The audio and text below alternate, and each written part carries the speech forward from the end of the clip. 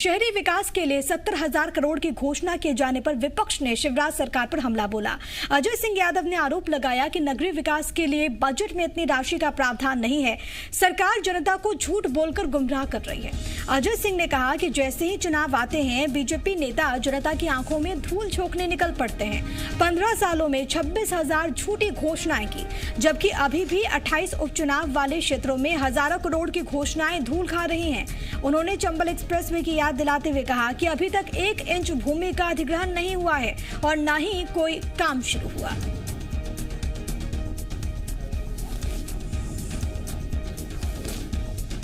चौहान जी जनता की आंखों में धूल झोंकने निकल पड़ते हैं। 15 सालों की 26,000 झूठी घोषणाएं, अभी 28 उपचुनाव वाले क्षेत्रों में हजारों करोड़ की घोषणाएं धूल खा रही हैं। चंबल एक्सप्रेसवे का सपना दिखाया, 1 इंच भूमि का अधिग्रहण नहीं हुआ, कोई काम चालू नहीं हुआ।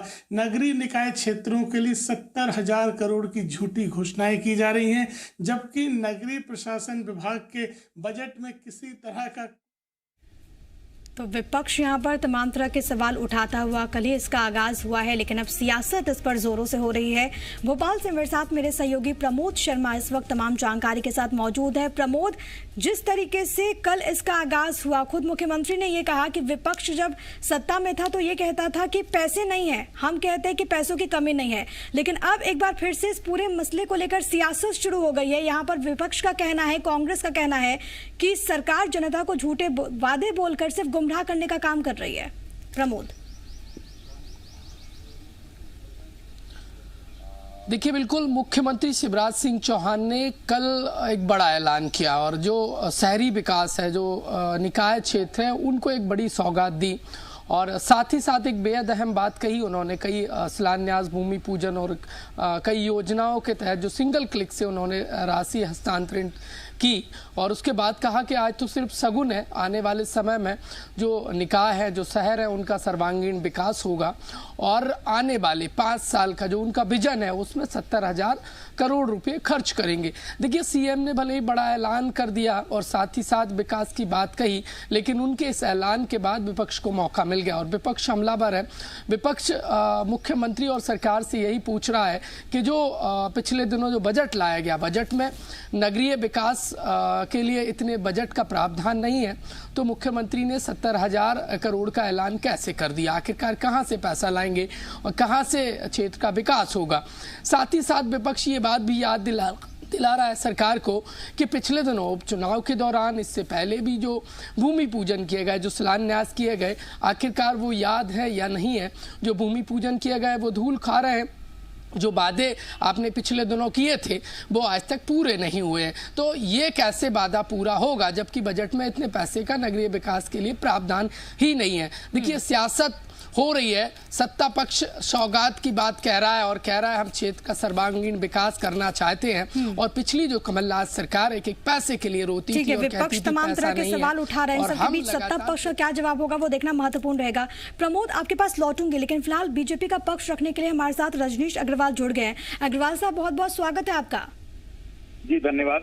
अग्रवाल साहब, आप लोगों ने इस योजना की शुरुआत की और इसके तहत कोशिश यही की गई है कि नगरों का विकास हो और इसके जरिए आप लोग आगे बढ़े, लेकिन कांग्रेस ने एक बार फिर से हमला बोल दिया है। कांग्रेस पार्टी का कहना है कि नगरीय विकास के लिए बजट में इतनी राशि का प्रावधान ही नहीं है, ये भी एक जुमला है। देखिए, मैं कहावत तो बहुत अलग प्रकार की है, लेकिन मैं कहावत बोलूं ना बोलूं मेरे मन में संशय है, क्योंकि वो विषय दूसरी तरफ चला जाएगा। लेकिन ये कुल मिला के अकल के अंधे नाम नैन सुख की जगह कांग्रेस ही रख देना चाहिए।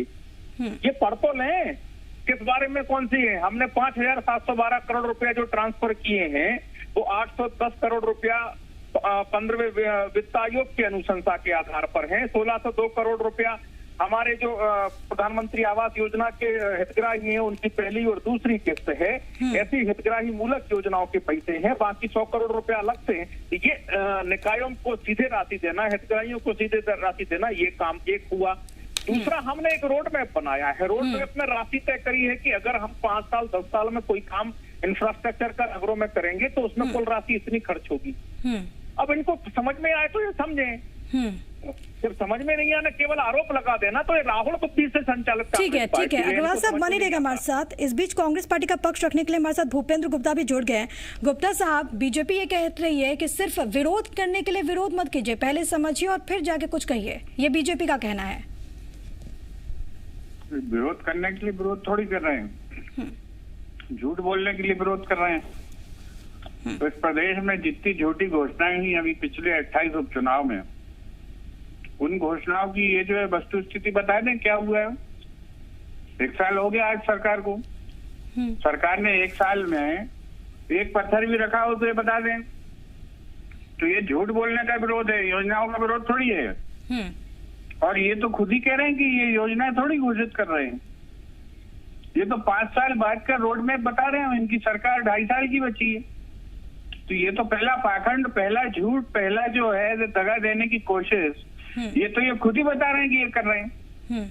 जब तुम्हारी सरकार ही 5 साल की नहीं है तो तुम जो ये ना तो योजनाएं कर रहे बना रहे हैं, ना वास्तविक में घोषणाएं कर रहे हैं, ये रोड मैप बता रहे हैं। तो उस रोड मैप पे चलेगा कौन सी सरकार चलेगी?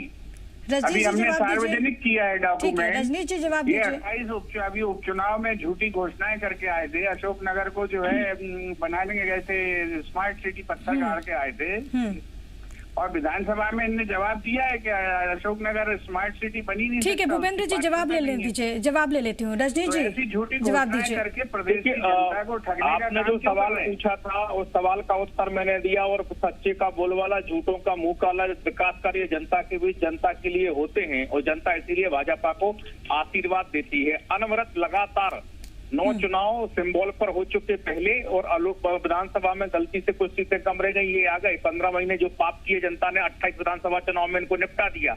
लोकसभा चुनाव उसके पहले हुए 4-4, 5-5 लाखों से जीते। और अब फिर नगरीय निकाय चुनाव, जाओ जनता के बीच में जो झूठ बोलना, लगातार झूठ बोलना इनका एक शकल बन चुका है, इसलिए जनता नकारती है। विकास के काम जो सड़कों पर दिखते हैं, विकास के काम जो गांव देहातों और नगरों में दिखते हैं, तमाम प्रकार के इंफ्रास्ट्रक्चर के काम हो, जन कल्याणकारी योजना है। उन्होंने 2,33,000 प्रधानमंत्री आवास योजना को रोकने का काम हुआ, मैट्रिक ग्रांट नहीं दी इन्होंने पैसा क्यों नहीं दिया? जब गरीबों का पक्का मकान मोदी जी देना चाहते थे, इन्होंने क्यों रोका? हमने दिया, हमने 2.25 लाख की चाबी सौंप दी। उसके बाद में प्रधानमंत्री आवास योजना में लगातार भूपेंद्र जी लौटूंगी आपके पास, अपनी बात पूरी करने दीजिए। हमने जो स्ट्रीट वेंडर है उनको पैसा देने का काम किया। हमने जो नगरों के इंफ्रास्ट्रक्चर के लिए नगरीय निकायों के खातों में पैसा डालने का काम किया, इन्होंने तो बंद कर दिया था। पंचायत से भी पैसा छीना और गांव के अलावा शहरों से भी पैसा छीना, और इसीलिए ये झूठ बोलते जनता इनको नकारती है। चलिए ठीक है, सियासत तो जारी रहेगी, लेकिन इस योजना से लोगों को कितना फायदा होता है, आम जनता को कितना फायदा होता है, वो देखना महत्वपूर्ण रहेगा। आप दोनों का बहुत बहुत शुक्रिया। रजनीश अग्रवाल आपका भी बहुत बहुत शुक्रिया। भूपेंद्र गुप्ता आपका भी बहुत बहुत शुक्रिया हमारे साथ जुड़ने के लिए, अपनी बात यहाँ पर रखने के लिए।